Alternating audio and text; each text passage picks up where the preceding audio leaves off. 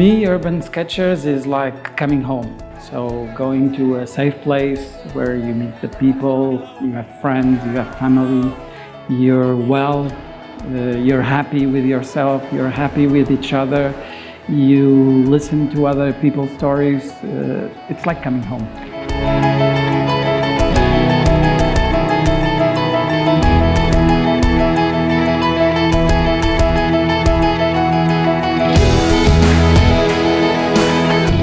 Urban Sketchers started 10 years ago as a blog with a handful of artists sharing their on-location sketches. Today we have about 120,000 sketchers and more than 220 chapters worldwide. Urban Sketchers is a great opportunity to join a community of people who enjoy drawing on location. The annual Urban Sketchers Symposium is hosted at a different location around the world to give people the opportunity to meet the greater community, to take workshops, and to learn new skills.